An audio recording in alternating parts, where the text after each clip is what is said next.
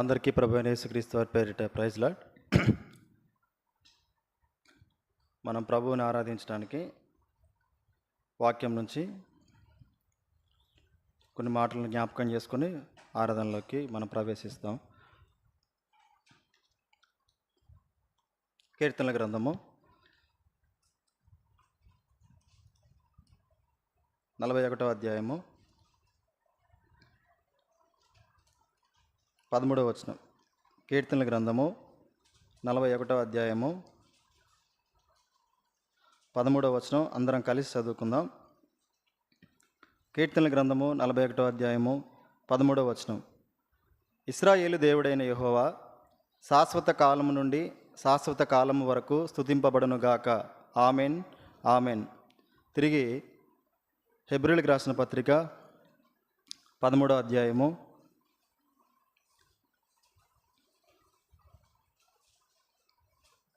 15వ వచనం అందరం కలిసి చదువుకుందాం. హెబ్రీయులకు రాసిన పత్రిక 13వ అధ్యాయము 15వ వచనం. కాబట్టి ఆయన ద్వారా మనము దేవునికి ఎల్లప్పుడూ స్తుతి యాగము చేయుదము, అనగా ఆయన నామమును ఒప్పుకొనుచు జిహ్వాఫలము అర్పించుదము. చివరిగా మరొక లేఖన భాగం చదువుకుంటాం. ప్రకటన గ్రంథము 22వ అధ్యాయము 13వ వచనం. ప్రకటన గ్రంథము 22వ అధ్యాయము 13వ వచనం. నేనే అల్ఫాయు ఓమేగయు, మొదటివాడను కడపటివాడను, ఆదియు అంతమునై ఉన్నాను. ప్రభు సాయం కొరకు ప్రార్థించుకుందాం. అందరూ ఏకీభవించండి. మహాపరిశుద్ధుడా, ప్రేమ కలిగిన తండ్రి, మీ ఘనమైన ఉన్నతమైన శ్రేష్టమైన నామాన్ని బట్టి స్తోత్రాలనైనా. ఈ విధంగా ఈ ప్రభు దినాన పరిశుద్ధులైన మీ బిడ్డల మధ్య కూడి మిమ్మల్ని ఆరాధించే భాగ్యాన్ని మాకు మీరు దయచేసినందులకై మిమ్మల్ని ఎంతగానో స్తుతిస్తూ ఆరాధిస్తున్నాం. తిరిగి నాయన ఈ సన్నిధిని కనబడడానికి నాలో మాలో మురించినటువంటి జీవాన్ని బట్టి స్తోత్రాలు. ఇచ్చిన గొప్ప రక్షణ బట్టి మిమ్మల్ని ఎంతగానో స్తుతిస్తూ ఆరాధిస్తున్నాం. దయగలిగిన తండ్రి, ఇంతవరకు పాటలు పాడడానికి ఎంతగానో సహాయపడుతూ వచ్చారు నాయన. పాటల ద్వారా మీరు మహిమ పొందారని నమ్ముతూ తిరిగి నాయన చదివినటువంటి లేఖన భాగాన్ని కూడా ప్రభా మీరు దీవించి ఆశీర్వదించండి. మాతో మాట్లాడండి. నిలబడబోతున్న నేను నిష్ప్రయోజకుని ప్రభా, మిమ్మల్ని ఎన్నో మార్లు ప్రభా ఈ వాక్య భాగాల ద్వారా మిమ్మల్ని ఆరాధిస్తూ వచ్చాం. తాజాగా మాతో మీరు మాట్లాడండి. మీరు ఇక్కడ మీ సన్నిధి ఇక్కడ ఉందని దాన్ని మరి మీరు గ్రహించినట్లుగా నన్ను మీరు మరి మీ సాధనంగా వాడుకుంటూ అటువంటి అనుభవంలోకి తీసుకురమ్మని ప్రార్థిస్తున్నాను. దయగలిగిన తండ్రి, నిష్ప్రయోజకుని మీ యొక్క ఆత్మచేత నింపి సహాయపడుతూ రమ్మని, మిమ్మల్ని ఆరాధించగలిగేటువంటి హృదయాలుగా మా హృదయాలు మరి సిద్ధపరచుమని మా ప్రభుడును ప్రియ కుమారుడైన యేసుక్రీస్తు వారి పేరిటి ప్రార్థన అడిగి వేడుకొంచున్నాం తండ్రి. ఆమెన్.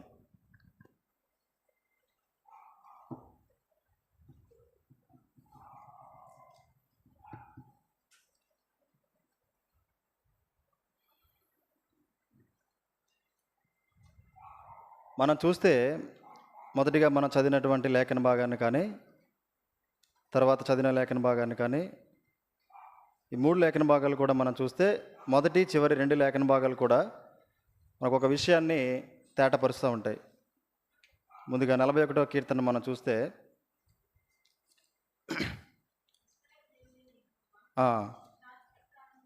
శాశ్వత కాలము నుండి శాశ్వత కాలం వరకు స్తుతింపబడునుగాక. ఆమెన్. ఇశ్రాయేలు దేవుడైనటువంటి యెహోవా ఎప్పటి నుంచి ఎప్పటి వరకు అనంటే శాశ్వత కాలం నుండి శాశ్వత కాలము వరకు. అంటే దీనికి ఇంకా లెక్కింపు లేదు. ఎప్పుడు ప్రారంభమైందో ఎప్పుడు ముగుస్తుంది అంటే ముగింపు లేదు, ప్రారంభమేంటో తెలియదు. శాశ్వత కాలము నుంచి శాశ్వత కాలం వరకు స్తుతి కూడా ఆ విధంగా ప్రభువుని స్తుతించాలని దావీదు కీర్తనకారుడు రాస్తా ఉన్నాడు. ఎందుకు అట్లా ప్రభువుని స్తుతించాలి? శాశ్వత కాలం నుంచి శాశ్వత కాలం వరకు ప్రభువుని ఎందుకు స్తుతించాలి అంటే ప్రకటన గ్రంథంలో మనం చూస్తూ వచ్చాం. 22వ అధ్యాయం 13వ వచనం. 22వ అధ్యాయం 13వ వచనం మనం జ్ఞాపకం చేసుకుంటే, నేనే అల్ఫాయు ఓమేగయు, మొదటివాడను కడపటివాడను, ఆదియు అంతమునై ఉన్నాను. నేను ఆదిను అంతమును. కాబట్టి ఆది అంతమైనటువంటి దేవుణ్ణి ఎలా ఆరాధించాలంటే ఎలా స్తుతించాలి అని అంటే దావీదు కీర్తనకారుడు చెప్తా ఉన్నాడు. శాశ్వత కాలం నుండి శాశ్వత కాలం వరకు. రక్షణలోకి వచ్చినటువంటి మనకు ఇది ప్రారంభం ప్రభువును స్తుతించడానికి. కానీ ముగింపు అనేది దీనికి లేదు. ప్రభుతో మనం చేరిన తర్వాత అక్కడ కూడా ప్రభువుని పరిశుద్ధుడు పరిశుద్ధుడు పరిశుద్ధుడని మనం ఆరాధించేవారిగా ఉంటాం. కీర్తనకారుడు ఆ విషయాన్ని మరొక మారు ఇక్కడ ప్రస్తావిస్తూ వచ్చాడు. శాశ్వత కాలం నుంచి శాశ్వత కాలం వరకు ఆరాధించాలి అని. ఎందుకు ఆరాధించాలి అని అంటే మనకు తెలుసు, తనలో ఉన్నటువంటి గొప్ప దైవ లక్షణాలను బట్టి ప్రభువుని మనం ఆరాధించాలి. ఎన్నో ఎన్నో మార్లు చూసుకుంటూ వచ్చాం. దేవుళ్ళు ఉన్నటువంటి ఎన్నో దైవ లక్షణాలు మనం చూసుకుంటూ వచ్చాం.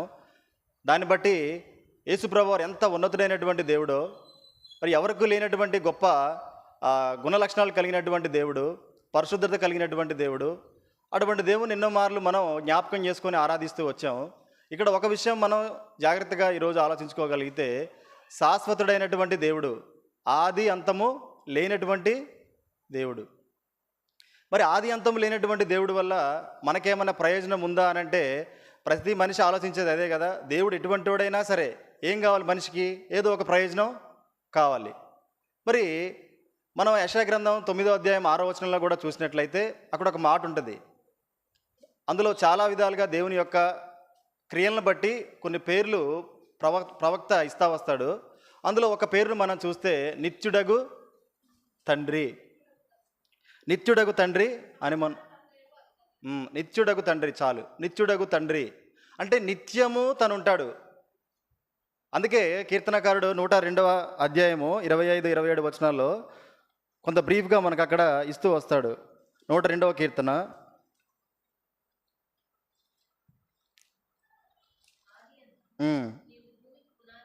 ఆదియందు భూమికి పునాది వేసి. ఆది అంటే అక్కడ ఎవరున్నారు? దేవుడు ఉన్నాడు.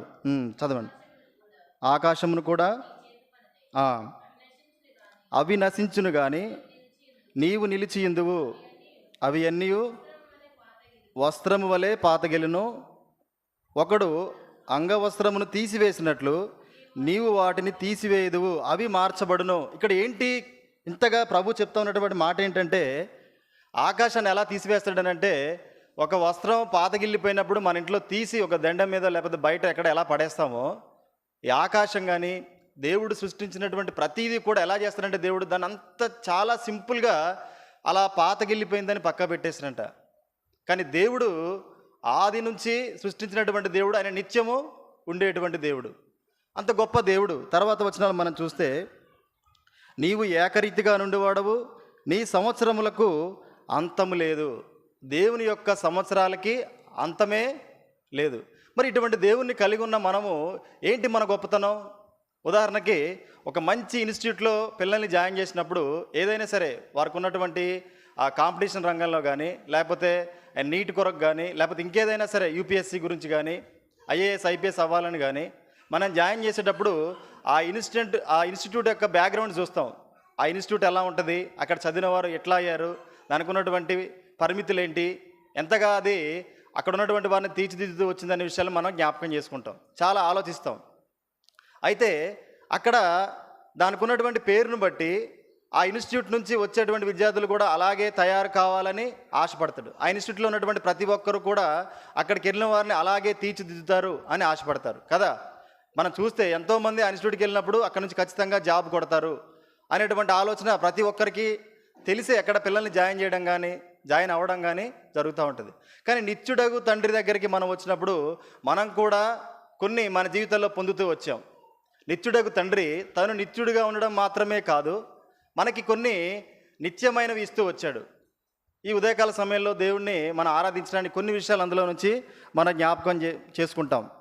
మొట్టమొదటిగా మనం చూస్తే ప్రసంగి గ్రంథము 3వ అధ్యాయము 14వ వచనంలో మనం ఒకసారి జ్ఞాపకం చేసుకుంటే, ప్రసంగి గ్రంథము 3వ అధ్యాయము 14వ వచనం.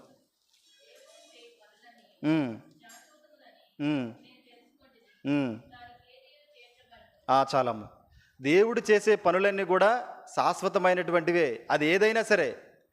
ముఖ్యంగా ఇప్పుడు మనం ధ్యానించుకునే విషయాలు మనం జ్ఞాపకం చేసుకుంటే, దేవుడు మన జీవితంలో చేసినటువంటివి కూడా శాశ్వతమైనవే, నిత్యమైనవే. ప్రసంగి అది అనుభవపూర్వకంగా రాస్తున్నట్లుగా మనం చూడవచ్చు.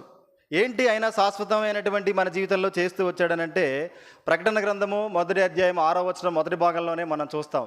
ఆయన ఎటువంటిది మన జీవితంలో శాశ్వతంగా ప్రారంభిస్తూ వచ్చాడో అది ఇప్పటికి కూడా కొనసాగిస్తూ ఉన్నాడో మనం చూడొచ్చు. ప్రకటన గ్రంథము 1వ అధ్యాయం 6వ వచనం మొదటి భాగంలో చూస్తే చాలు, మనలని ప్రేమించుచు అది ప్రారంభమైంది. ఎప్పటి నుంచి ప్రారంభమైందనంటే భూమి ఎప్పుడైతే సృష్టింపబడక ముందే, భూమి ఆకాశాలని జగత్తు పునాది వేయబడక మునిపే ఆయన ప్రేమ అనేది మన పైన మొదలైంది. అందుకే మనం చూస్తాం కదా, ఎక్కడ ఇర్మియా గ్రంథము 31వ అధ్యాయంలో చూస్తే శాశ్వతమైనటువంటి ప్రేమతో నిన్ను ప్రేమించుచున్నాను. యేసు ప్రభు యొక్క నిత్యమైనటువంటి తన స్థితిని, తనకున్నటువంటి గొప్ప లక్షణాన్ని తను మనపై చూపించేటువంటి ప్రేమలో చూపిస్తూ వచ్చాడు. అది శాశ్వతమైనటువంటి ప్రేమ. ప్రేమిస్తూనే ఉన్నాడు ప్రభు. ఇప్పుడు కాదు, జగత్తు పునాది వేయబడక ముందే దేవుడు మనల్ని ప్రేమిస్తూనే ఉన్నాడు. యేసు ప్రభులో ప్రేమిస్తూ ఉన్నాడు. యేసు ప్రభులో ఎందుకు ప్రేమించాడు అని అంటే, నిత్యమైనటువంటి ప్రతీదీ కూడా ప్రభు మనకు దయచేయట కొరకు శాశ్వతమైనటువంటి ప్రేమతో, ఆ 31వ అధ్యాయంలో మనం చూసిన విధంగా శాశ్వతమైనటువంటి ప్రేమతో నిన్ను ప్రేమించుచున్నాను. అది ప్రేమిస్తూనే ఉన్నాడు. అందుకే కదా మనం మత్తయి సువార్త 26వ అధ్యాయం 28వ వచనంలో చూస్తాం. అక్కడ ఒక మాట అంటాడు. 26వ అధ్యాయం 28వ వచనం మనం చూస్తే, ఇది నా రక్తము అనగా పాప క్షమాపణ నిమిత్తము అనేకుల కొరకు చిందింపబడుతున్నటువంటి రక్తము. ఆ రక్తము చిందించబడుతూనే ఉంది అనేకుల కొరకు. అంటే ప్రతి ఒక్కరి పైన కూడా దేవుని ప్రేమ ఉంది. ఆ ప్రేమ శాశ్వతమైనటువంటి ప్రేమ. ఆయన ఎటువంటి వాడు, ఆయన ప్రేమ కూడా అటువంటిదే. జగత్తు పునాది వేయబడక ముందే మొదలైంది నీ మీద నా మీద ప్రేమ. అది అందరిపైన, పాపుల పైన ఉంది, రక్షింపబడ్డ వారి మీద ఉంది. ఆ ప్రేమ మొదలైంది, దానికి అంతం లేదు. కాబట్టి దేవుడు అటువంటి శాశ్వతుడైన నిత్యుడైనటువంటి దేవుడు నీకు అటువంటిది ఇస్తూ వచ్చాడు. విలాప వాక్యంలో ఒక మాట ఉంటుంది. ఏ మాట అంటే అది 3వ అధ్యాయం 22వ వచనంలో, ఆయన కృపగలవాడు, ఆయన వాత్సల్యత ఎడతెగక ఎడతెగక. ఆయన వాత్సల్యత ఎలా వస్తుందనంటే అది అప్పుడే ప్రారంభమైనట్టు ఉంటుంది, దానికి ముగింపు ఉండదు. ఎడతెగక మన పైన ప్రేమ పుడుతూనే ఉంటుంది. మరి మనిషి అటువంటి ప్రేమకు నోచుకునేటువంటి వ్యక్తి. రక్షణ పొందకముందు మన జీవితాలు, రక్షణ పొందిన తర్వాత కూడా మనం ఈరోజు ఇక్కడ కూర్చొని ప్రభువును ఆరాధిస్తూ ఉన్నామనంటే, మనం ప్రభువును ఆరాధించగలగడానికి ఆయన ద్వారా, ఆ నిత్యుడైనటువంటి యేసు ప్రభు వారి ద్వారా, ఆ శాశ్వతుడైనటువంటి యేసు ప్రభు వారి ద్వారా మనము పొందుకోవడానికి మనకేమైనా అర్హతలు ఉన్నాయనంటే మనకు తెలుసు. ఏ అర్హతలు కూడా మనకు లేవు. యేసు ప్రభువే. ఆయన మనం చూస్తాం కదా, యోహాను సువార్త 1వ యోహాను పత్రిక 4వ అధ్యాయం 8వ వచనంలో మనం చూసినట్లు, ఆయన ప్రేమ స్వరూపి. అంటే ప్రేమకు మనం చాలా నిర్వచనాలు పుట్టిన తర్వాత పెట్టుకుంటూ వస్తూ ఉంటాం. ప్రేమ అంటే తల్లి ప్రేమని, లేకపోతే తండ్రి ప్రేమని, ప్రేయసి ప్రేమని, ప్రియుడి ప్రేమని, లేకపోతే నా స్నేహితుడి ప్రేమని. మనిషి రకరకాలైనటువంటి ప్రేమకు నిర్వచనాలు, స్వరూపాలు తీసుకుంటూ వస్తాడు. కానీ అసలైనటువంటి స్వరూపం ప్రేమకి ఏంటంటే యేసు ప్రభువారే. కాదా చెప్పండి? మన జీవితాల్లో మనం చూస్తే ఈ స్నేహితులు, బంధాలు, రక్త సంబంధాలు ఇవన్నీ కూడా ఎలా ప్రారంభమయ్యాయో తెలియదు, ఎటువంటి స్వార్థంతో నీ దగ్గరికి వచ్చాయో తెలియదు, ఎప్పుడు ముగిస్తాయో తెలియదు. కానీ యేసు ప్రభు నువ్వు పాపంలోనే ఉండగా, అది ఎటువంటి పాపం అనంటే ఘోరమైనటువంటి పాపంలో ఉండగా తన ప్రేమను, ఆ ప్రేమ ఎటువంటిదనంటే శాశ్వతమైనటువంటి ప్రేమ. మొదలైంది, ముగించబడదు. ఎంతగా ప్రేమిస్తాడనంటే దాని ప్రేమకు ఒకటే ఒక గ్రంథం మనం చూడొచ్చు. ఇర్మియా గ్రంథంలో చూస్తే అసలు దేవుడు ఎంత ప్రేమ స్వరూపం మనకు అర్థమవుద్ది. ప్రవక్తను పంపిస్తాడు, కానీ ప్రజలు అతని దగ్గర, దేవుడి దగ్గర క్షమాపణ అడిగిన వెంటనే ప్రవక్తను తీసుకుని వెనక్కి వచ్చేస్తాడు. చూడండి, నీ పట్ల నా పట్ల దేవుడు ఎన్ని మార్లు అలా చేయలేదు చెప్పండి. ఇక్కడ ప్రభువును కూర్చొని ఆరాధిస్తున్నాం, లేదా ఆరాధించడానికి ఒక అర్హతను ఒకప్పుడు ప్రభు ద్వారా మనం సంపాదించుకోగలిగామని అంటే దేవుని యొక్క శాశ్వతమైనటువంటి ప్రేమ. ఆ ప్రేమ ద్వారానే ప్రేమ స్వరూపి అయినటువంటి ఆ దేవుడు ఏం చేస్తూ వచ్చాడనంటే తర్వాత వచనంలో మనం చూస్తాం. 1వ అధ్యాయమే, 1వ యోహాను పత్రికలోనే 4వ అధ్యాయంలో 8వ వచనం తర్వాత నుంచి మనం చూస్తాం. ఏం చేశాడు? తన ప్రేమ స్వరూపాన్ని చూపిస్తూ తర్వాత వచనం చదవండి. మనం ఆయన ద్వారా జీవించినట్లు దేవుడు తన అద్వితీయ కుమారుణ్ణి లోకములోనికి పంపాడు. ఎవరిని పంపిండంట? తన అద్వితీయ కుమారుణ్ణే పంపాడు. ఎందుకు పంపాలి?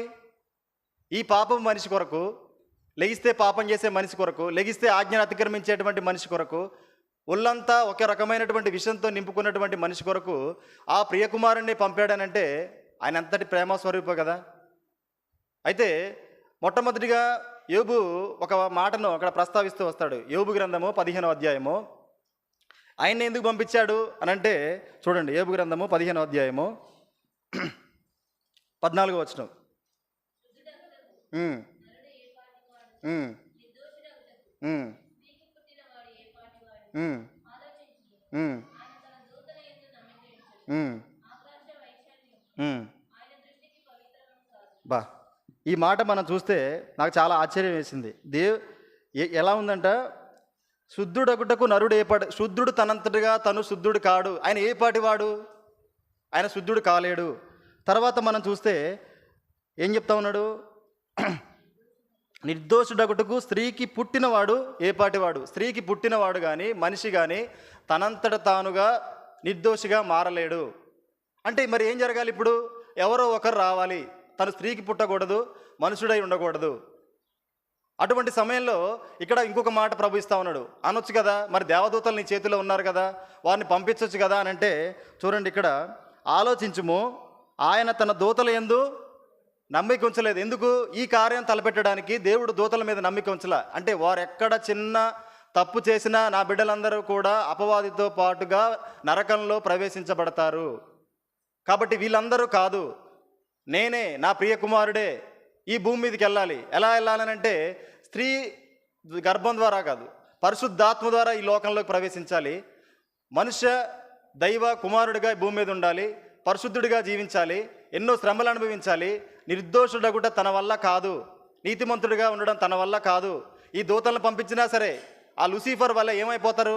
లూసిఫర్ కలిగినటువంటి ఆలోచన కలిగి నా బిడ్డలందరినీ తిరిగి నరకంలోనే పడవేసేటువంటి ఆలోచన కలిగి ఉండొచ్చు. కాబట్టి వీరెవ్వరిని పంపను, నా ప్రియ కుమారుడే నేను పంపిస్తాను అన్నప్పుడు ఫిలిప్పీలకు రాసిన పత్రిక 2వ అధ్యాయం మనం చూస్తాం 8వ వచనం నుంచి. ఎటువంటి ప్రేమను తను చూపుతూ వచ్చాడనంటే తండ్రికి విధేయత చూపుతూ, ఆ విధేయత ఎటువంటిది అని అంటే తనను తాను తగ్గించుకుంటూ, అది ఎంతగా అనంటే శిలువ మరణం పొందినంతగా తనను తాను తగ్గించుకుంటూ దేవుడు ఈ భూమి మీదకి వచ్చి నీ కొరకు నా కొరకు ఈ కార్యాన్ని తలపెడుతూ వచ్చాడు. ఎంత గొప్ప కార్యం అనంటే దేవుడు మన పట్ల తలపెట్టింది. మన హెబ్రీయులకు రాసిన పత్రిక 12వ అధ్యాయం 2వ వచనంలో చూస్తే, హెబ్రీయులకు రాసిన పత్రిక 12వ అధ్యాయం 2వ వచనం కింద భాగం, ఆయన తన ఎదుట ఉంచబడిన ఆనందము కొరకై అవమానమును నిర్లక్ష్య పెట్టి, మన ఒక్క నిమిషం, అవమానమును నిర్లక్ష్య పెట్టింది యేసు ప్రభు. కానీ మనిషి ఏం చేస్తానంటే, అందుకే మనిషితో ఈ రక్షణ సాధ్యం కాదు, దేవదూతలతో ఈ రక్షణ సాధ్యం కాదు, అది దైవ కుమారుడైనటువంటి యేసు ప్రభు వారి వల్ల మాత్రమే సాధ్యం. కాబట్టి ఆ మనిషిని అంటే ఆ దేవుణ్ణి పంపినప్పుడు ఆ దేవుడు ఏం చేస్తాడనంటే అవమానాన్ని నిర్లక్ష్య పెట్టాడంట. తర్వాత సిలువను సహించి దేవుని సింహాసనం యొక్క కుడి పార్శ్వమున ఆసీనుడై ఉన్నాడు.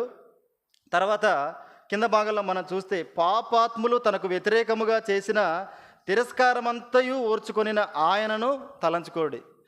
పాపాత్ములు ఎవరు కూడా పుణ్యాత్ములు కాదు, ఆయన మీద నేరం మోపిన వాళ్ళు ఎవరు కూడా సరైనటువంటి మంచి కార్యాలు చేసినటువంటి వారు కాదు, అందరూ పాపాత్ములే.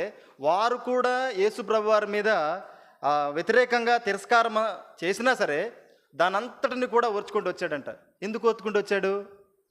ఎందుకు ఓర్చుకుంటూ వచ్చాడనంటే శాశ్వతుడైనటువంటి దేవుడు శాశ్వత ప్రేమతో నిన్ను ప్రేమిస్తున్నాడు.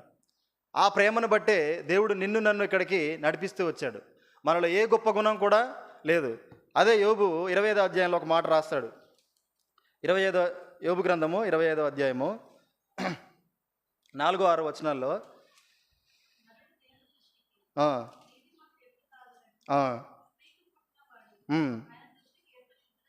కాగలడు,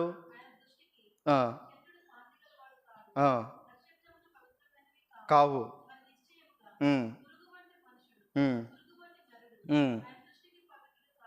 కాడు. ఎటువంటి వారం అంట మనం? పురుగు వంటి వారము. తర్వాత నరుడు ఆయన దృష్టికి పవిత్రుడు కానేరడు. నరుడు అసలు ఆయన దృష్టికి పవిత్రుడు కానేరడు. ఎందుకు అనుకోడు చెప్పండి? యేసుప్రభు వారి దేవుడు ఈ విధంగా అనుకోడు చెప్పండి? మనిషిని పుట్టించిన దగ్గర నుంచి ఈ భూమి మీద ఎక్కడైనా మనిషి దేవుని మాట వింటూ వచ్చాడా? ప్రారంభం మొదలుకొని ఎన్నో మార్లు దేవుడు రక్షిస్తూ వచ్చాడు. మొట్టమొదటిగా ఆదాముని చక్కగా ఆ తోటలో ఉండి కొన్ని కండిషన్స్తో జీవించమని చెప్తే ఆజ్ఞను అతిక్రమించాడు, పాపం వైపుగా వెళ్ళాడు. సరే పోనీ, ఆ తర్వాత నరహత్య చేస్తున్నటువంటి మనుషుడిగా మనం చూస్తాం. అయిపోయింది, దేవుడు క్షమిస్తా వచ్చాడు. తర్వాత తరాలన్నీ మనం జ్ఞాపకం చేసుకుంటూ వస్తే తనకు ఈ ప్రత్యేకపరుచుకుంటూ వస్తున్నాడు, కానీ ప్రజల్లో మాత్రం పాపం అనేది పోవట్ల, దేవుని మీద తిరగబడ్డం అనేది పోవట్ల. మనిషి ఇంతగా పాపంతో నిండిపోతా ఉన్నాడు. కారణం ఏంటంటే ఆ అపవాది పెట్టినటువంటి ఆ తలంపుతో మనిషి పాపంలోనే జీవిస్తున్నాడు, మగ్గుతున్నాడు. ఈ మనిషికి అవకాశమే లేదు, తన నిర్దోషిగా మారడానికి అవకాశమే లేదు.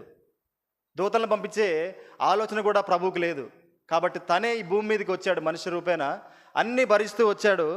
ఆయన భరించినటువంటి ఆ కారణం చేత శాశ్వతమైనటువంటి ప్రేమను చూపుతూ కొన్ని నిత్యమైనటువంటి సంగతులు మన జీవితంలో తను ఇస్తూ వచ్చాడు. మొదటిగా మనం చూస్తే హెబ్రీయులకు రాసిన పత్రిక 13వ అధ్యాయము, హెబ్రీయులకు రాసిన పత్రిక 13వ అధ్యాయము 20వ వచనం. యేసు అను మన ప్రభువును నిత్యమైన నిబంధన సంబంధము రక్తమును బట్టి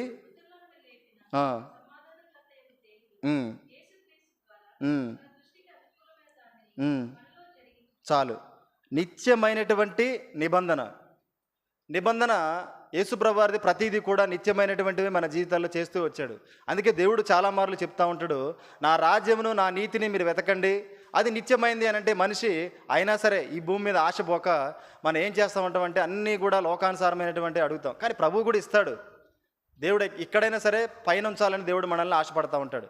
అటువంటి దేవుడు మనల్కి ఆయన ఇచ్చేవన్నీ కూడా నిత్యమైనటువంటివే, ఏది కూడా కొంతకాలం ఉండి పోయేటువంటిది కాదు. నిత్యమైనటువంటి నిబంధన చేసుకున్నాడు. ఆ నిబంధన ఎలా ప్రారంభమైంది అని అంటే అది నిత్యమైనటువంటి నిబంధనగా మన జీవితాల్లో ఉంటూ వచ్చింది. రండి, మనం అదే హెబ్రీయులకు రాసిన పత్రిక 8వ అధ్యాయము 8 నుంచి 13 వచనాలు మనం జాగ్రత్తగా చూసుకుంటూ వెళ్తే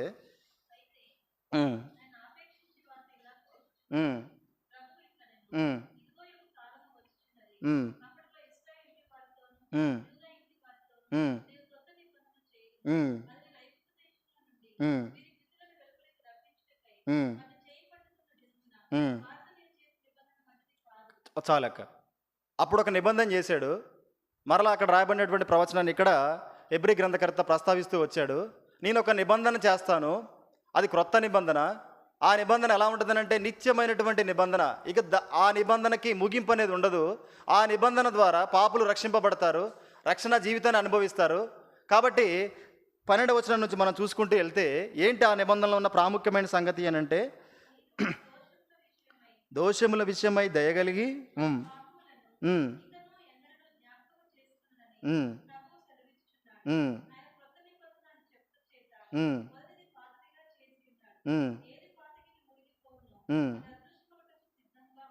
చాలు.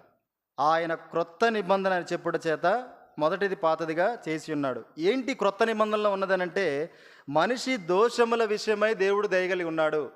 ఆయన దయ లేకపోతే ఈరోజు ఈ రక్షణకు మనం పాత్రులం కాము. ఆయన క్రొత్త నిబంధనలో ఉన్నటువంటి ప్రాముఖ్యమైన సంగతి ఏంటంటే ఆయన మనిషి పాపాలను బట్టి దయగలిగిన దేవుడు.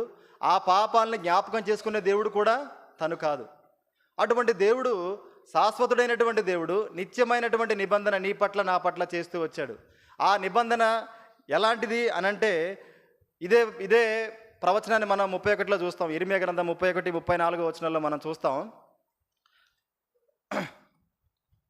ఒక విషయం అందులో జ్ఞాపకం చేసుకుందాం. ఇర్మియా గ్రంథము 31వ అధ్యాయం 34వ వచనం.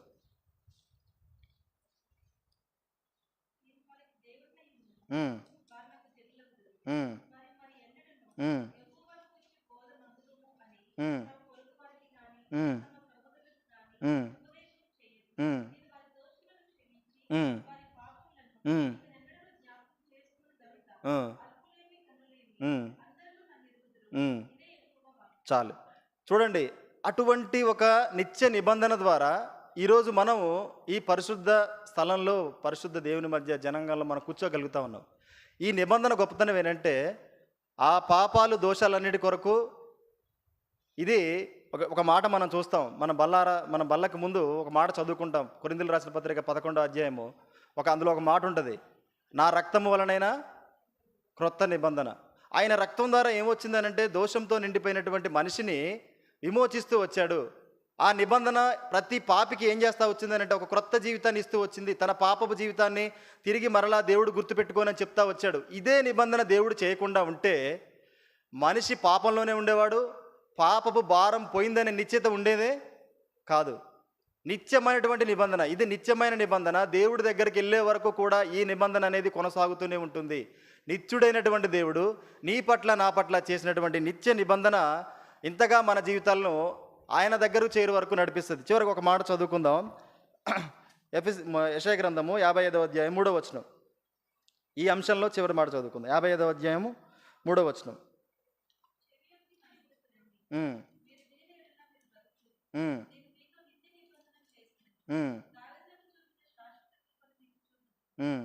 అది దావీదుకి ఎటువంటి కృపనైతే చూపుతూ వచ్చాడో అటువంటి కృపను చూపడానికి నీతో నాతో దేవుడు నిత్యమైనటువంటి నిబంధన చేస్తూ వచ్చాడు. ఇది ప్రభువుని మనం ఆరాధించడానికి ఈ ఉదయకాల సమయమున నిత్యమైనటువంటి నిబంధన మన ముందు ఉంచాడు. ఇది ఏం చేస్తా వచ్చిందనంటే ఇప్పుడు మనం ఇలా రక్షణతో కూర్చోగలిగాం, దేవుణ్ణి ఆరాధించగలిగేటువంటి ఒక లక్షణం మనలో కలిగిందనంటే ఆయన యేసు ప్రభువారి రక్తం ద్వారా మనలో చేసినటువంటి నిత్య నిబంధన, ఆయన రక్తం ద్వారా ఏర్పడ్డటువంటి నిత్య నిబంధన.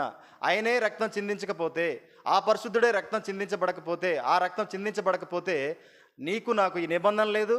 ఈ నిబంధన లేకపోతే మన పాపాలకు విమోచన లేదు. ఆ పాపాలు తిరిగి జ్ఞాపకం చేసుకుంటూ దుష్టుడు నిత్యం జ్ఞాపకం చేస్తూ ఈ లోకంలో నువ్వు పరలోకం పోవట కంటే ప్రాముఖ్యంగా నరకానికి వెళ్ళిపోయేటటువంటి స్థితిలో ఉండేవాడివి. కాబట్టి నిత్య నిబంధనను బట్టి దేవుని మనం ఆరాధిద్దాం. రెండవ సంగతి మనం జ్ఞాపకం చేసుకుందాం. హెబ్రీయులకు రాసిన పత్రిక 5వ అధ్యాయం 10వ వచనం. 5వ అధ్యాయం 10వ వచనం.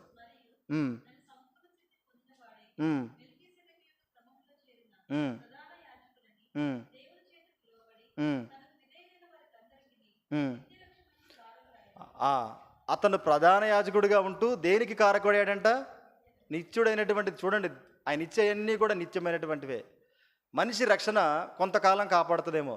చూడండి, గవర్నమెంట్ దిగిపోయిన తర్వాత నాకు Z+ సెక్యూరిటీనే కంటిన్యూ చేయండి అని ఆల్రెడీ ఎక్స్ మినిస్టర్స్ చెప్తా ఉంటారు.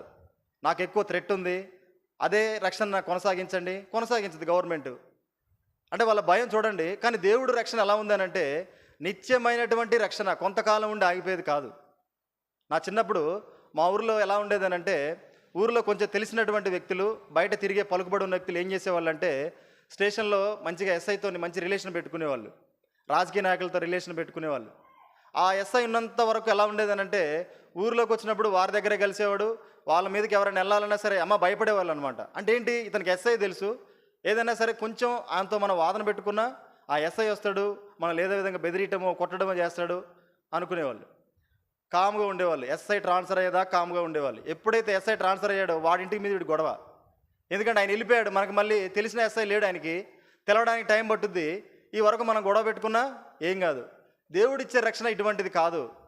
బహుశా ఇటువంటి రక్షణ అనుకొని మనం మందిరంలోకి వస్తున్నామేమో, కానీ దేవుడిచ్చింది నిత్యమైన రక్షణ. దాన్ని కొనసాగించే విషయంలో మనం పొరపాటు పడుతున్నాం తప్ప ఆయన ఇచ్చిన రక్షణ, ఎప్పుడైతే నీకు ఇచ్చిన రక్షణ ప్రారంభమైందో అది నిన్ను ప్రభు దగ్గరకు చేర్పే వరకు కూడా నీతో ఉండే రక్షణ.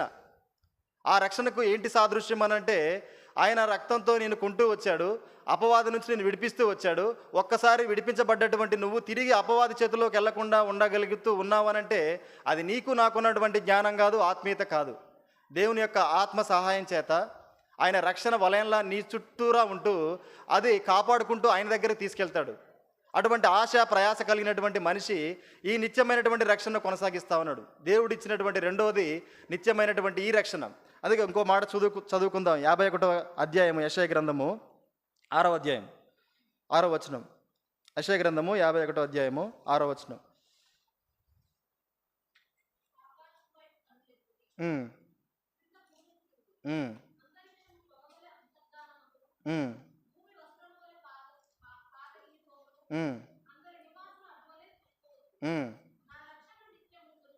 ఆయన రక్షణ నిత్యము ఉండును.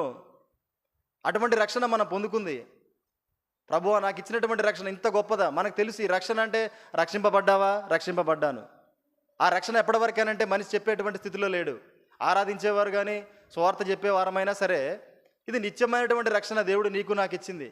మరలా మరొక రక్షణ లేదు. ఈ రక్షణ నిత్యమైనటువంటిది. ఎక్కడ దాకానంటే దేవుడితో ఉండేంత వరకు ఈ రక్షణ నీతో కొనసాగుతూ ఉంది. అటువంటి నిత్యమైనటువంటి రక్షణ ఇచ్చినందుకు రెండవదిగా మనం ప్రభువును ఆరాధిద్దాం. మూడవటువంటి విషయం చూసుకుందాం. హెబ్రీయులకు రాసిన పత్రికనే 9వ అధ్యాయము 11వ వచనం. ఉమ్, ఉమ్, ఉమ్, ఉమ్, ఉమ్, ఉమ్, ఉమ్, ఉమ్, గుడ్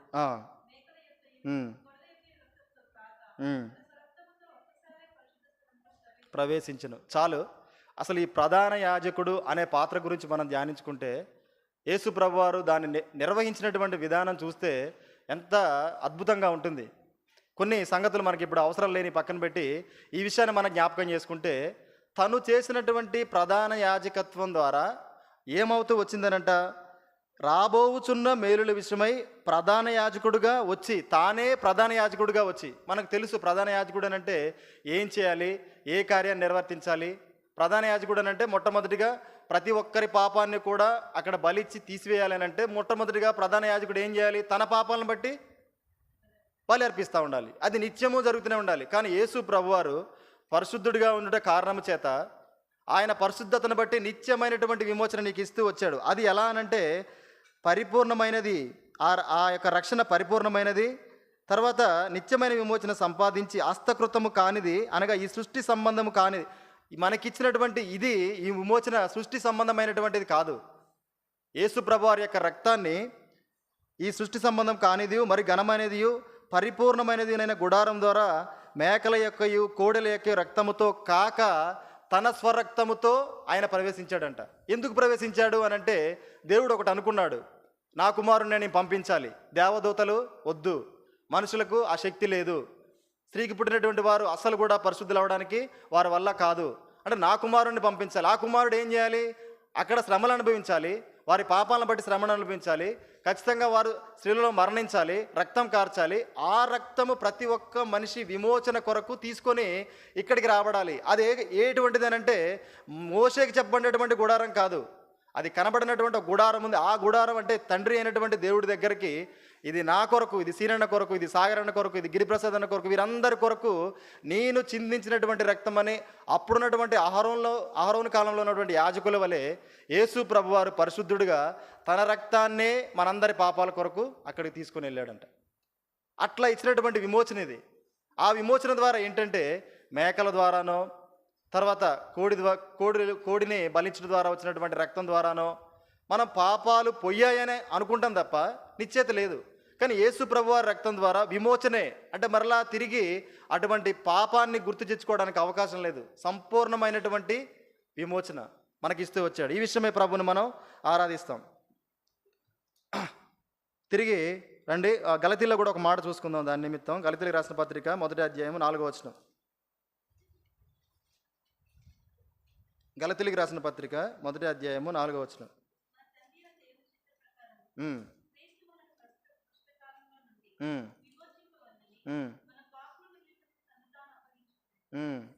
చాలు.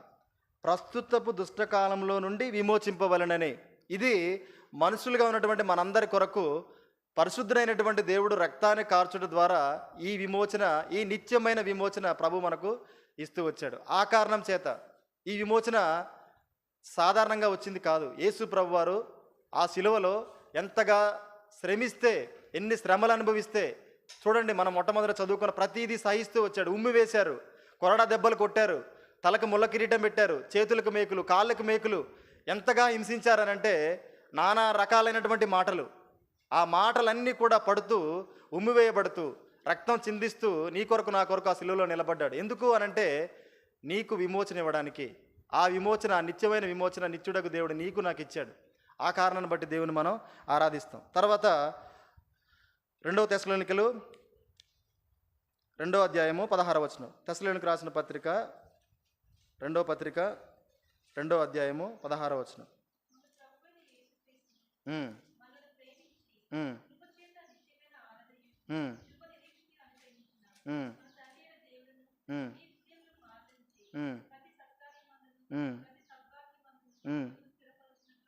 నిత్యమైనటువంటి ఆదరణ. ఎందుకు నిత్యమైనటువంటి ఆదరణ అంటే మనం పొందట్లేదు చెప్పండి.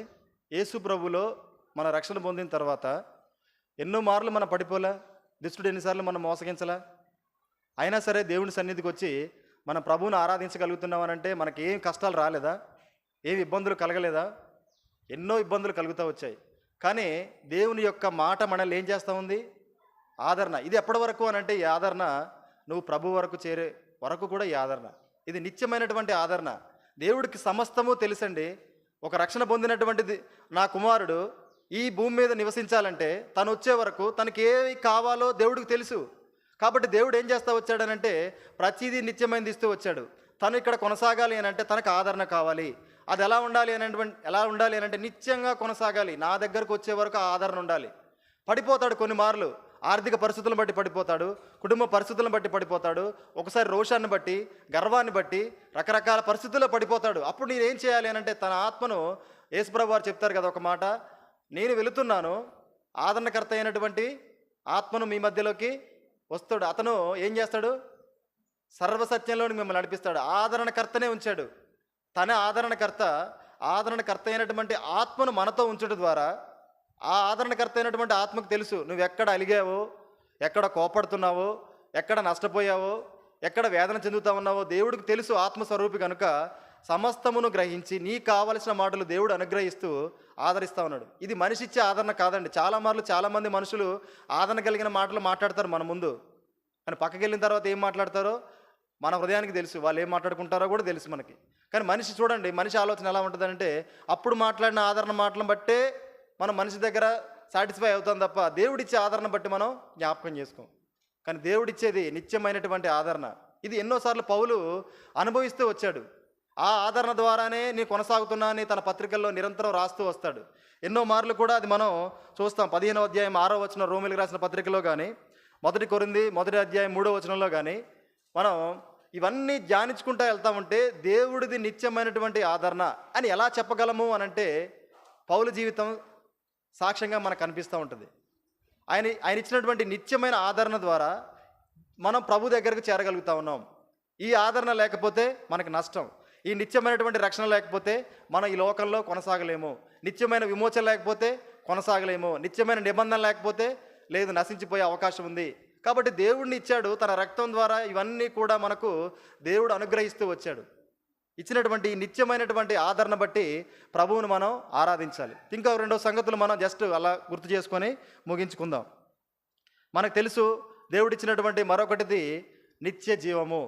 చాలా ప్రాముఖ్యమైన సంగతి. ఎన్నో మార్లు మనం ధ్యానించుకుంటూ వచ్చాం. కానీ తన జీవమే ఆ జీవమే మనకి ఇవ్వకపోతే మనకున్నటువంటి జీవము చనిపోయింది. ఎఫెసీయులకు రాసిన పత్రిక 2వ అధ్యాయం 1వ భాగంలో చూస్తే చచ్చిన వారమై ఉన్నటువంటి మనల్ని యేసు ప్రభువారు వచ్చి తను ఇచ్చినటువంటి ఆ జీవం ద్వారా తను ఇచ్చాడు.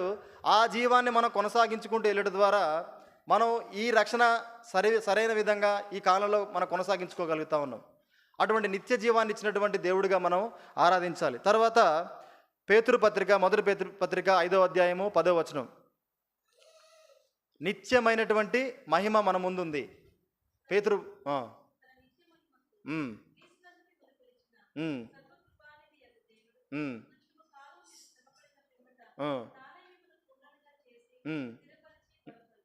నిత్యమైన మహిమ మనకుంది. కొంతకాలము మనం ఓపికగా ఉంటే సంపూర్ణులుగా చేసి ఆ మహిమకు మనల్ని పాత్రులుగా చేస్తాడంట. యేసు ప్రభువారు తండ్రితో కూడా ఈ మాట చెప్తా వస్తాడు. నీ యందు నేను ఎలా ఉన్నానో నా యందు వారు అలా ఉండులాగున వాళ్ళు సంపూర్ణులై ఉన్నప్పుడు వారికి నేను నీ మహిమను నా మహిమను నేను వారికి ఇస్తాను అని. ఈ మహిమ వల్ల ప్రయోజనం ఏంటంటే ఈ శరీరం వల్ల ఏం ప్రయోజనం లేదు. కానీ దేవుడిచ్చేటువంటి మహిమ ద్వారా అపోస్తలులు చేసినటువంటి సువార్త భూమిని తలక్రిందులు చేసేటువంటి పరిచర్యను వారు చేస్తూ వచ్చారు. ఆ పరిచర్య ఈరోజు నీ ముందు నా ముందు కనబడేది. దేవుని ఎందుకు ఆరాధించాలి, మన దేవుడు ఏమై ఉన్నాడు, ఏంటి రక్షణ, ఇవన్నీ కూడా అటువంటి మహిమనిచ్చేటువంటి దేవుడు ఉన్నందుకు మనం ఆరాధిస్తాం. చివరిగా మనం చూస్తే 9వ అధ్యాయం ఎబ్రిల్ రాసిన పత్రిక 15వ వచనం,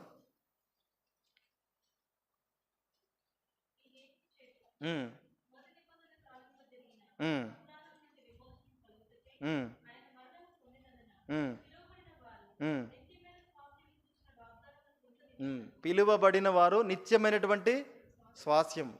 మనిషి ఎలా బ్రతకాలో దేవుడు మాట్లాడుతూ ఉన్నాడు. తను నిత్యుడైనటువంటి దేవుడు, తనిచ్చేవి కూడా అన్నీ కూడా నిత్యమైనవి. ఈ నిత్యుడైన దేవుడు ఇచ్చినటువంటి ప్రతి నిత్యమైనటువంటి నిబంధన కానీ, నిత్యమైన రక్షణ కానీ, నిత్యమైన విమోచన కానీ, నిత్యమైన ఆదరణ కానీ, మనం ప్రస్తుత కాలంలో ఈ భూమి మీద బ్రతుకుతూ ముందుకెళ్ళినప్పుడు తనిచ్చే నిత్యమైన మహిమ, ఆ నిత్య జీవము, తర్వాత నిత్యమైనటువంటి స్వాస్థ్యం, ఆ పరలోక రాజ్యం, ఇవన్నీ కూడా కలకాలం దేవునితో ఉండేలా నిన్ను చేస్తూ ఉన్నాయి. నీకున్న జ్ఞానము, మనకున్నటువంటి పాపపు స్థితి, ఇవన్నీ కూడా ప్రభు దగ్గరికి ఇటువంటి స్థాయిలో నిలబెట్టేవి కాదు. తండ్రి అయిన దేవుడు, శాశ్వతమైనటువంటి దేవుడు, ఆయన ఆది అంతము లేనటువంటి వాడు, శాశ్వతమైనటువంటి ప్రేమను మనపై చూపుతూ ఎవరిని పంపించడం ఇష్టం లేక, ఎవరి ద్వారా కూడా మన నిర్దోషులము లేదా మన పరిశుద్ధులుగా మారమని ప్రభువుకు తెలిసే ఎవరిని పంపడం ఇష్టం లేదు. తన ప్రియకుమారుని భూమి మీదకి పంపుతూ వచ్చాడు. తన కార్యము సంపూర్ణం చేస్తూ వచ్చాడు. తన రక్తానంతా కూడా మన కొరకు ధారపోస్తూ వచ్చాడు. ఆ రక్తం ద్వారా నిబంధన చేస్తూ వచ్చాడు, రక్షణ ఇస్తూ వచ్చాడు, విమోచన ఇస్తూ వచ్చాడు, ఆదరణ ఇస్తూ వచ్చాడు. నీ కొరకు నా కొరకు మహిమ, స్వాస్యము, రాజ్యము కలకాలం అక్కడ ఉండడానికి దేవుడు నీ ముందు నా ముందు ఉంచి యేసు ప్రభువారి ద్వారా ఈ గొప్ప నిరీక్షణ మనకు ఇస్తూ వచ్చాడు. అటువంటి దేవుణ్ణి మనం ఆరాధించుతాం. ఈ మాటలు జ్ఞాపకం చేసుకొని ప్రభువుని మనం ఆరాధిద్దాం.